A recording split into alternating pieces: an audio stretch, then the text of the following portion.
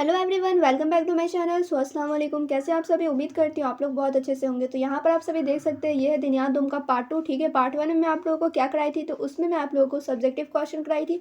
और आज इस वीडियो में यानी कि दिनयात दुम के पार्ट 2 में भी सब्जेक्टिव क्वेश्चन कराने वाली हूँ। हर एक क्वेश्चन इंपॉर्टेंट है, हर एक क्वेश्चन को नोट कीजिएगा, रिवाइज कीजिएगा। 2-3 बार आप लोग रिवाइज करेंगे। अगर आप लोग नोट भी नहीं करते हैं, अगर 2-3 बार वीडियो को देख लेते हैं, तो आप लोगों को सारा क्वेश्चन याद हो जाएगा। क्लियर? तो चलिए वीडियो को मैं शुरू करती हूँ। तो इस वीडियो में आप लोगों को टोटल 10 सब्जेक्टिव क्वेश्चन कराने वाली हूँ। क्लियर? तो यहाँ पे आप सभी देखिए, सबसे पहला जो सवाल है, सवाल नंबर 1, किस तरह से सवाल पूछे जाते हैं ये भी आप लोगों को मैं बताऊंगी। कितने मार्क्स के सवाल पूछे जाते हैं ये भी बताऊंगी। ठीक है, तो यहाँ पर आप लोग जो क्वेश्चन देख रहे हो, इसका आंसर आप लोग देख रहे होंगे। ज़्यादा लंबा तो नहीं है, फिर भी लंबा है। ठीक है, तो यहाँ पे ये क्वेश्चन आप लोगों को 6 मार्क्स में एग्जाम में पूछे जा सकते हैं। तो सवाल देखिए, मैं इसे थोड़ा सा बड़ा कर लेती हूँ। तो सवाल देखिए आप लोग किस तरीके से पूछा गया है। रज़ात की लग़वी और शरड़ी तारीफ़ कीजिए। ठीक है, एक तो ये सवाल हो गया। एक ही सवाल के अंदर दूसरा सवाल भी यहाँ पे मौजूद है। किस तरह से है, मुद्दत रज़ात के बारे में इख्तलाफ़ इमा बयान कीजिए और रज़ात के अहकाम भी तहरीर कीजिए। एक सवाल में आप लोग देखें कितने 3 तरह से पूछे गए हैं। समझ रहे ना आप लोग? तो यहाँ पे आप लोग देखिए, जवाब आप लोग यहाँ पे पढ़ेंगे तो सारा कुछ क्लियर हो जाएगा। अगर मैं हर एक क्वेश्चन का आंसर यहाँ पे पढ़ के बताऊँगी, पूरा एक्सप्लेन करती रहूँगी, तो वीडियो बहुत ज़्यादा लंबी हो जाएगी। 4-5 क्वेश्चन में आप लोग का ख़त्म हो जाएगा। ठीक है, तो यहाँ पे मैं आप लोगों को 10 क्वेश्चन बताने वाली हूँ जो कि इंपॉर्टेंट है। आंसर यहाँ पे मेंशन आप लोग पढ़ोगे तो हर एक चीज़ क्लियर हो जाएगा। तो यहाँ पे आप लोग देख सकते हैं दूसरा सवाल। तो ये है सवाल नंबर 2। अजारा की लग़वी और शरड़ी तारीफ़ करते हुए अजारा की सूरत को मिसालों के ज़रिया वाज़ेह कीजिए। नेज़ अजारा सही होने की शराइत बयान कीजिए। तो यहाँ पे आप लोग समझ रहे होंगे सवाल क्या कह रहा है। अजारा की लग़वी और शरड़ी तारीफ़ करते हुए अजारा की सूरत को मिसालों के ज़रिए वाज़ेह कीजिए। एक तो आप लोग ये कर देंगे। देन आप लोग यहाँ पे देखिए दूसरा सवाल इसमें क्या कह रहा है, निज़ अजारा सही होने की शराइत बयान कीजिए। ठीक है, तो यहाँ पे आप सभी देखिए, इसका जवाब आप लोग पढ़ेंगे तो समझ में आ जाएगा। ये क्वेश्चन आप लोग का 10 नंबर के पूछे जाते हैं, क्योंकि आप लोग यहाँ पर देख सकते हैं इसका आंसर कितना लंबा है। ठीक है, देख सकते हैं आप लोग, काफ़ी लंबे आंसर है। 10 नंबर आप लोगों को फ्री में मुफ्त में नहीं मिलते हैं, लिखना पड़ता है आप लोग को उतना, इसलिए यहाँ पे आप लोग का 10 नंबर का ये सवाल पूछा जाएगा। क्लियर? अब यहाँ पे आप लोग नेक्स्ट क्वेश्चन देखिए, सवाल नंबर 3। सवाल नंबर 3 क्या कह रहा है, वक़्फ़ की लग़वी और शरड़ी तारीफ़ कीजिए और ये बताइए कि वक़्फ़ की मलिकत माल मौक़फ़ा से कब ज़ायल हो जाती है और उसमें एमा का इख्तलाफ भी बयान कीजिए। तो यहाँ पे भी आप सभी देख सकते हैं एक क्वेश्चन के अंदर कितने क्वेश्चन पूछे गए हैं। सबका आंसर यहाँ पे नीचे दिया हुआ है, आप लोग पढ़ेंगे तो हर एक चीज़ क्लियर हो जाएगा। ठीक है, फिर यहाँ पे आप लोग नेक्स्ट क्वेश्चन देखिए, ये है आप सभी का सवाल नंबर 4। ऊपर मैं आप लोगों को 3 सवाल कराई जो जो इंपॉर्टेंट है, वही सब मैं आप लोगों को करा रही हूँ। ठीक है, तो यहाँ पे आप लोग देखिए सवाल 4। तो यहाँ पर आप सभी देखिए क्या क्वेश्चन कह रहा है, रिबा की लग़वी और इस्तिलाही तारीफ़ करते हुए ये बताएं कि रिबा किन चीज़ों में हराम है और कब हराम है और हुर्मत की इलामत क्या है। ठीक है, तो आप लोग देख सकते हैं सवाल कैसे कैसे पूछे जाते हैं। हो सके एग्ज़ाम में यही क्वेश्चन आ जाए, तो आप लोग 1 से 2 बार तो ज़रूर आंसर को रीड कीजिएगा। अब मैं आप लोगों को दूसरा क्वेश्चन यहाँ पे करा देती हूँ। तो यहाँ पे आप लोग देखिए सवाल नंबर 5, दर्ज़िल इबारत की, दर्ज़िल यानी कि जो नीचे दिए गए हुए हैं। ठीक है, जो नीचे दिए गए हैं इबारत यानी कि दर्ज़िल इबारत की तशरी इस तरह कीजिए कि मसले की वजाहत हो जाए। तो यहाँ पे जो आप लोग देख सकते हैं दिया हुआ है, उसको आप लोग को तशरी करना है और कुछ इस तरह से करना है कि मसले की वजाहत हो जाए। तो यहाँ पर आप सभी देखिए किस तरह से किया हुआ है, आप लोग देख के समझ सकते हैं। तो यहाँ पे आप लोग देख लिए होंगे। फिर यहाँ पे आप लोग देखिए नेक्स्ट क्वेश्चन। तो यहाँ पर आप सभी देखिए सवाल नंबर 6, सलम की लग़वी और इस्तिलाही तारीफ़ तहरीर कीजिए और ये बताइए कि सलम किन चीज़ों में जायज़ है और उनकी सेहत की शराइत क्या है। ठीक है, इख्तिलाफ एमा भी बयान कीजिए। तो यहाँ पे आप लोग पढ़ सकते हैं। यहाँ से जवाब आप लोग देखिए, यहाँ से लेकर आप लोगों का यहाँ तक काफ़ी लंबा यहाँ पे इसका जवाब यहाँ तक है। ठीक है, तो ये सारे आप लोग 7 पॉइंट दिए हुए हैं, तो 7 के बदले आप लोग 5 भी याद करेंगे तो हो जाएगा आप लोगों का काम। फिर यहाँ पे देखिए दूसरा सवाल किस तरह से पूछा गया है, ये है सवाल नंबर 7।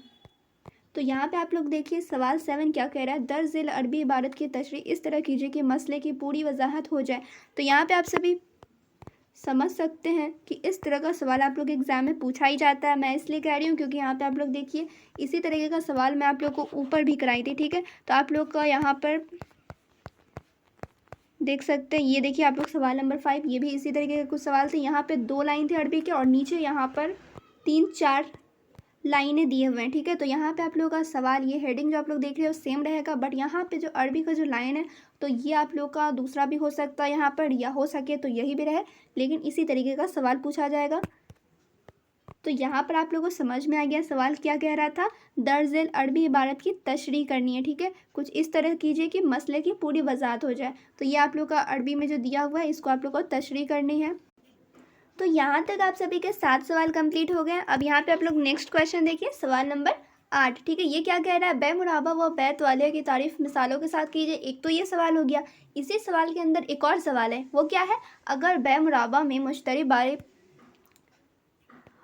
बाई की ख़यानात पर मतलब हो तो उस वक्त उसके लिए क्या लाजिम है, एमा के इख्तलाफ पर भी रोशनी डालें। तो यहाँ पे आप लोग जवाब पढ़ेंगे तो सारा कुछ समझ में आने वाला है। सबसे पहले तो आप लोग को यहाँ पे ये एक्सप्लेन करना है बे मुराबा ये क्या होता है, और वहाँ पे ये भी एक्सप्लेन करना है कि बे तौलिया क्या होता है। तो यहाँ पे आप लोग इन दोनों का नाम लिखकर उसके बारे में लिख देंगे, यानी कि ये होता क्या है ये लिख देंगे। तो ये आप लोग कहाँ पे समझ में आने वाला है, तो यहाँ पे अब देखिए जवाब में यहाँ पे दिया हुआ है, ठीक है। तो ये आप लोग रीड करेंगे पढ़ेंगे तो आप लोगों को समझ में आएगा कि हाँ ये होता क्या है। फिर यहाँ पे बे तौलिया ये क्या होता है, ये भी आप लोग रीड करेंगे तो आप लोगों को समझ में आने वाला है कि ये होता क्या है। क्लियर। अब यहाँ पे आप लोग देखिए दूसरा सवाल इसमें कह रहा था, दूसरा सवाल इसमें कह रहा था अगर बे मुराबा में मुश्तरी बाई की खयानत पर मतला हो तो उस वक्त उसके लिए क्या लाजिम है। तो ये तो आप लोग सबसे पहले यहाँ पे लिखेंगे बे मुराबा होता क्या है ये लिखेंगे, फिर बे तौलिया क्या होता है ये लिखेंगे। देन आप लोग दूसरा जो सवाल है उसको आप लोग इस तरह से लिखेंगे, ठीक है। यहाँ पे आप लोग देख रहे होंगे ना, तो इस तरह से आप लोग लिखेंगे। क्लियर। फिर यहाँ पे आप लोग देखिए दूसरा सवाल किस तरह से पूछा गया है, यानी कि सवाल 9 किस तरह से पूछे गए हैं और क्या पूछा गया है।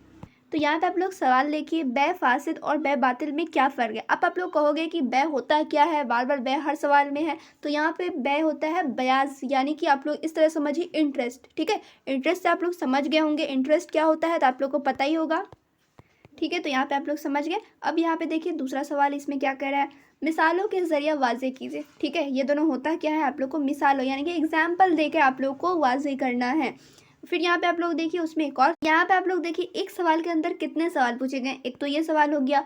फिर यहाँ पे दूसरा सवाल देखिए, क्वेश्चन मार्क जहाँ जहाँ पे वहाँ से दूसरा सवाल शुरू हो रहा है, समझ रहे होंगे ना आप लोग। एक तो सवाल ये हो गया, दूसरा सवाल ये हो गया, फिर यहाँ पे देखिए ये भी तीसरा सवाल, और एक ये 4 सवाल है, एक सवाल के अंदर 4 सवाल है। तो ये आप लोग समझ लीजिए कि 10 नंबर के तो ज़रूरी ही पूछे जाएंगे एग्जाम में, और ये इंपॉर्टेंट भी है, ठीक है। इसे आप लोग स्टार मार्क कर लीजिए, और ये क्वेश्चन याद कीजिए और उसका आंसर भी याद कीजिए।